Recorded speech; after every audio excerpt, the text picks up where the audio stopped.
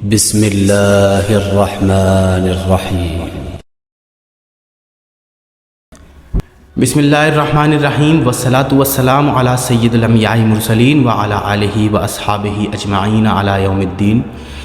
آج جمعہ رات کی برکت سے جمعہ لگنے جا رہا ہے، تو ہم انشاءاللہ تعالی نکاح کے اوپر بات کریں گے کہ ہمارے معاشرے میں شادی اور نکاح اور رسم و رواج میں ہم کتنے الجھے ہوئے ہیں ہم مسلمان۔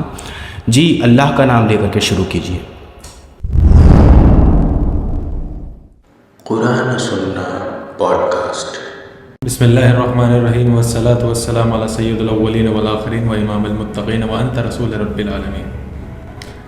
پہلے تو میں کچھ ایک آپ سی بات کر رہا ہوں کہ ماشاء اللہ اللہ تعالیٰ کے فضل سے ہمارا اسٹوڈیو رینوویٹ ہو چکا ہے۔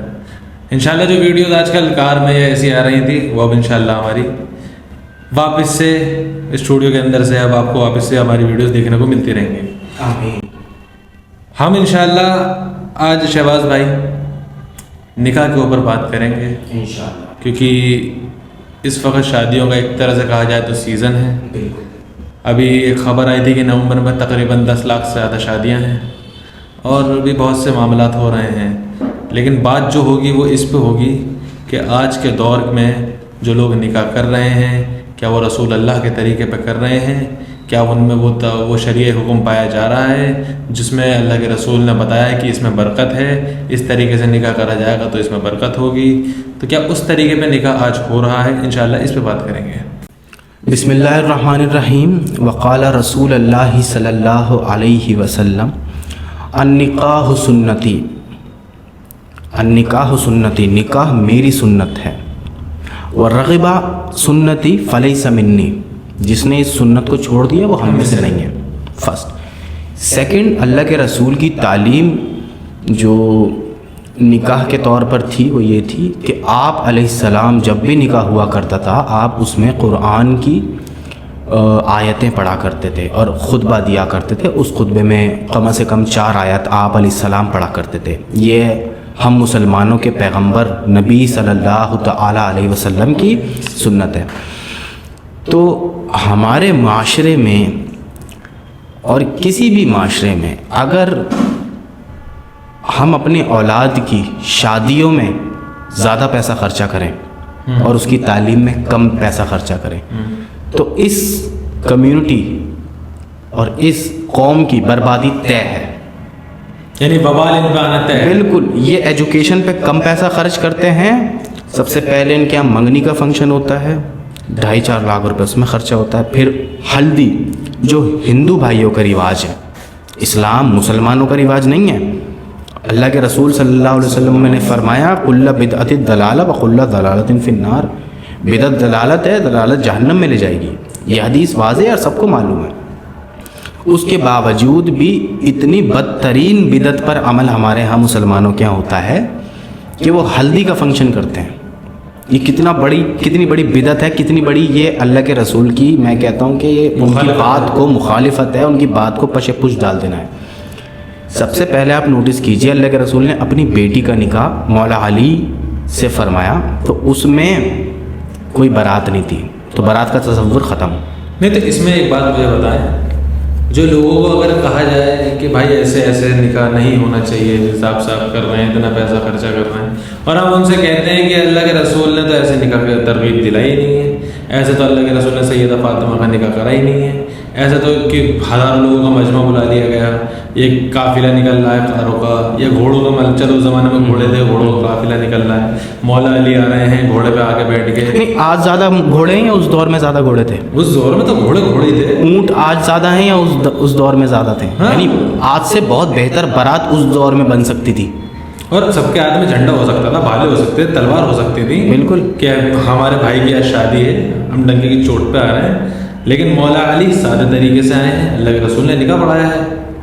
اللہ کے رسول نے نکاح کو اتنا آسان بنایا تھا اور امت نے اس کو اتنا مشکل بنا دیا ہے کہ غریب کی بیٹی کہاں جائے، واقعی نہیں۔ اور وہ مجھے شرم آتی ہے ایسے مسلمانوں کو دیکھ کر کے کہ فنکشن میں یہ جو دے رہے ہوتے ہیں نا اپنی بیٹی کو، جیسے سوٹ ہیں اور جو XYZ جو بھی ہوتا ہے، میں تو ان چیزوں سے بہت دور ہوں، وہ باقاعدہ یہ ایک فنکشن میں لگاتے ہیں اور مہمانوں کو دکھاتے ہیں کہ ہم نے یہ دیا ہے، یہ برتن ہے، یہ فریج ہے، یہ ٹی وی ہے. ورڈ میرے دھیان نہیں آ رہا، اور نیلامی کہتے ہیں کیا کہ اس کی وہ دکھایا جا رہا ہے، شو آف دکھایا جا رہا ہے کہ ہم نے یہ دیا ہے. مجھ سے ایک عالم تھے، انہوں نے مجھ سے ایک بات کہی تھی، مجھے آج بھی یاد ہے.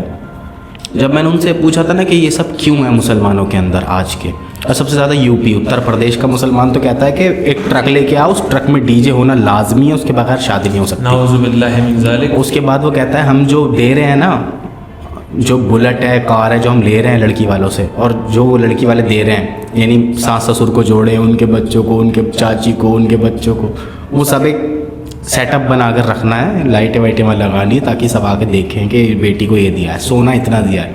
سونے کی کیا ضرورت میرے تو یہ سمجھ نہیں آتی، ایک تو جس کا نکاح ہو رہا ہے، ایک تو چلو لیڈیز ہے یا بچی ہے گھر کی، اس کا نکاح ہو رہا ہے، اسے کسی نے سونا دے دیا تو سمجھ آتا ہے.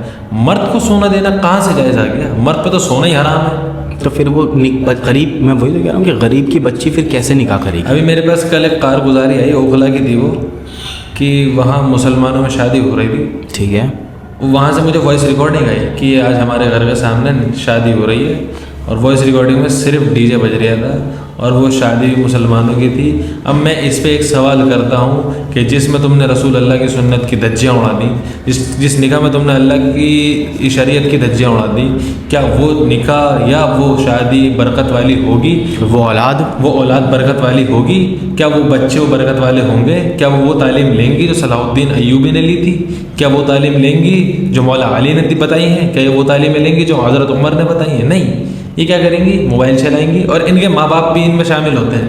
جب یہ دیکھتے ہیں نا کہ ہمارا بچہ ہمارے ہاتھ سے نکل رہا ہے، آؤٹ آف کنٹرول ہو رہا ہے، بچہ چھوٹا تھا 2 سال کا ہے، 1.5 سال کا، لو بیٹا فون لے لو، اسے چلاتے رہو، اسے توڑو پھوڑو، ہمیں بخشو.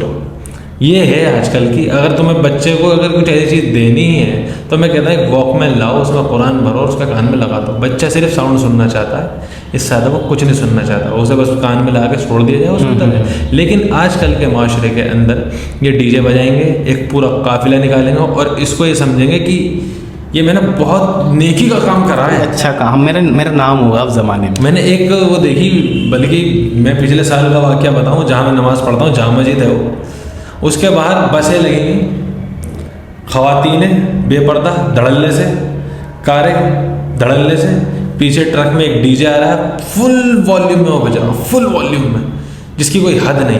اور میں نے باقاعدہ ویڈیو بنائی تھی اپنے فون سے، وہ ڈیلیٹ ہو گئی میرے پاس سے، نہیں تو میں اس ویڈیو میں ڈال دیتا ہوں سب کی بار. وہ جامع مسجد کا گیٹ باہر ہے، اور اس کے بعد میرے کتنے جاننے والے، میرے خود کے نہیں آپ کے بھی کتنے جاننے والے میں نے دیکھے اس قافلے میں جو گھوم رہے تھے، اور دھڑلے سے ڈی جے بج رہا تھا، اور نوٹ اڑ رہے تھے، اور بینڈ باجا والے مزے لے رہے تھے. اور وہ بینڈ باجا والا نوٹ اڑاتے ہیں تو وہ کھینچنے والے ہوتے ہیں. فل طریقے سے بے پردگی چل رہی ہے، فل طریقے سے اللہ کے رسول کی دھجیاں اڑائی جا رہی ہے جو انہوں نے حکم دی ہے، اللہ کی شریعت کی دھجیاں اڑائی جا رہی ہے، اور کسی کو کوئی پرواہ نہیں ہے کہ کیا کرنا ہے کیا نہیں کرنا، سب مزے لینے جا رہے ہیں. کوئی نکاح اس طریقے سے نہیں کرنا. میرا قاریوں سے سوال ہے، جو قاری صاحب نکاح پڑھانے جاتے ہیں ان سے سوال ہے کہ جب اللہ کے رسول کی مخالفت ہو رہی ہے تو آپ کیوں پڑھا رہے ہو نکاح؟ نکاح ہی نہیں پڑھانا آپ اٹھ جاؤ وہاں سے. جو وہ پیسوں کی طاقت ہوتی ہے نا، وہ قاری صاحب کہتے ہیں نہیں وہ ڈی جے میں بیس نہیں ہونی چاہیے، جائز ہے، جا کے پڑھا دیتے ہیں. ہر طریقے سے اللہ کے رسول کی مخالفت کرتا ہے مسلمان. میکسیمم مسلمان اللہ کے رسول کی مخالفت کر رہا ہے. ٹھیک ہے، آپ دیکھیے کہ جو مرد حضرات اور عورتیں حضرات ہیں ان کی گیدرنگ ساتھ میں ہوتی ہے. یہ کتنی بڑی مخالفت ہے اللہ کے رسول کی، بے پردگی. ٹھیک ہے، انجان ان نون لوگ اور خود کو مسلمان کا نام دیتے ہیں. ارے ایک واقعہ کیا، ایک قصہ یاد آئی. ایک دوست ہمارے تھے، جانکار تھے. ایک واقعہ مجھے یاد آیا.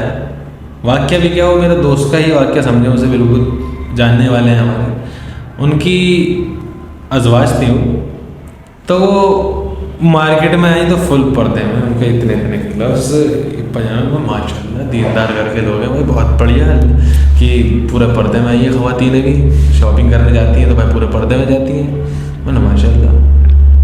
اب وہ کسی شادی میں میرا وہ ہو گیا کہ یا تو میں نے فوٹوز وغیرہ انہوں نے دکھائے تھے، دیکھو ہم کل شادی میں گئے تھے.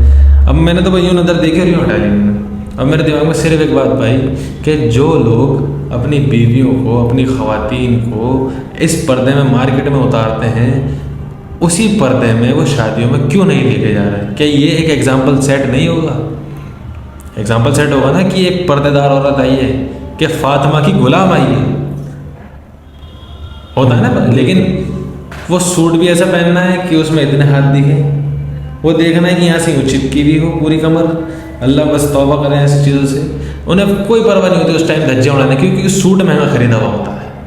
بس یہ وجہ ہے, سوٹ مہنگا خریدا, دکھانا تو پڑے گا, اور جا کے دکھایا جائے گا کہ یہ تو میں اتنے کا لائی تھی, یہ تو میں اتنے کا لائی تھی. میرا خواتین سے یہ سوال ہے کہ آپ کیوں ایسی حرکتیں کرتے ہو جو اللہ کے رسول کی مخالفت کر رہی ہیں, جو اللہ کے قرآن کی مخالفت کر رہی ہیں. اس قرآن کے اندر ہے پردے کا حکم کہ اللہ کے رسول کی زبانی بھی ہے